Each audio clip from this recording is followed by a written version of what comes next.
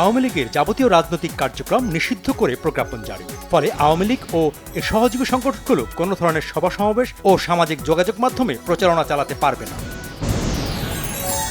প্রধান উপদেষ্টার প্রেস সচিব শফিকুল আলম জানিয়েছেন, জুলাই অভ্যুত্থানে অংশ নেওয়া সব দলের সাথে আলোচনা করেই আওয়ামী লীগের কার্যক্রম নিষিদ্ধ করা হয়েছে। এত হত্যা, গুম, খুনের পরেও দলটির মধ্যে কোনো অনুশোচনা নেই।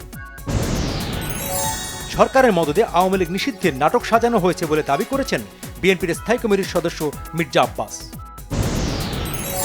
আওয়ামী লীগের দোসর হিসেবে পরিচিত জাতীয় পার্টি ও 14 দলীয় জোটের নেতাদের বিচারের দাবি গণ অধিকার পরিষদের। শেখ হাসিনাকে জুলাই আগস্টের মানবতাবিরোধী অপরাধের নির্দেশনা ও উস্কানি সহ 5 অভিযোগ অভিযুক্ত করে তদন্ত প্রতিবেদন জমা দিয়েছে আন্তর্জাতিক অপরাধ ট্রাইব্যুনালে তদন্ত সংস্থা।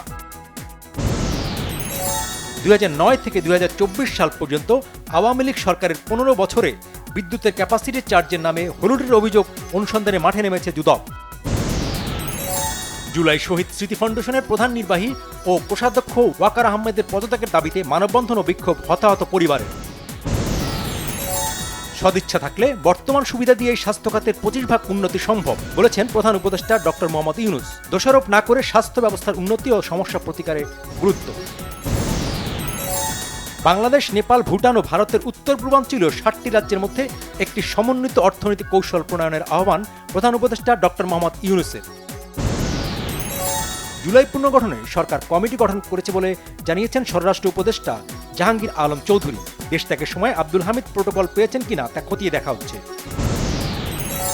পরিবেশ, বন ও জলবায়ু উপদেষ্টা সৈয়দা রেজওয়ানা হাসান জানিয়েছেন, আর্থিক সাশ্রয়ের জন্য এবার কেরানীগঞ্জে সুভাট্টা খাল খননের কাজ করবে সেনাবাহিনী। নারায়ণগঞ্জ সিটি কর্পোরেশনের সাবেক মেয়র ডক্টর সেলিনা হায়াত আইভির জামিন আবেদন নামঞ্জুর করেছে আদালত, কারাগারের ডিভিশন দেওয়ার নির্দেশ। পুঁজিবাজারের উন্নয়ন ও বাজারকে শক্তিশালী করতে প্রধান উপদেষ্টার নির্দেশনার প্রভাব এখনও দৃশ্যমান হয়নি। ঢাকা ও চট্টগ্রাম স্টক এক্সচেঞ্জে সূচক বৃদ্ধির প্রবণতা নেই। চলতি অর্থ বছরে প্রবাসী আয়ে নয়া রেকর্ড। 7 মে পর্যন্ত দেশে $25.27 বিলিয়ন পাঠিয়েছে প্রবাসীরা। এর আগে 2020-2021 অর্থ বছরে $24.77 বিলিয়ন রেমিটেন্স এসেছিল। যুদ্ধবিরতির প্রস্তাব প্রথমে দিয়েছিল ভারত, দাবি পাকিস্তান সেনাবাহিনীর। দেশটির আন্তঃবাহিনী জনসংযোগ পরিদপ্তরের ব্রিফিংয়ে বলা হয়, পাকিস্তান কখনো যুক্তরাষ্ট্রকে যুদ্ধবিরতির জন্য অনুরোধ করেনি। কোনো দেশের চাপে ইরান তার পারমাণবিক কার্যক্রম থেকে সরে দাঁড়াবে না। ইরানকে দুর্বল ভাবার সুযোগ নেই বলেছেন দেশটির প্রেসিডেন্ট মাসুদ পেজেশকিয়ান। লম্বা সময়ের জন্য অধিনায়কের দায়িত্ব পাওয়ায় ব্যক্তিগত পারফর্ম করার দায়িত্ব আরও বেড়েছে, মনে করেন বাংলাদেশ টি-20 দলের অধিনায়ক লিটন দাস। টেস্ট ক্রিকেটকে বিদায় বললেন বিরাট কোহলি। সচিন তেন্ডুলকার পরবর্তী যুগে ভারতীয় ক্রিকেটের সবচেয়ে বড় এই তারকা সোমবার সামাজিক যোগাযোগ মাধ্যমে অবসরের ঘোষণা দেন।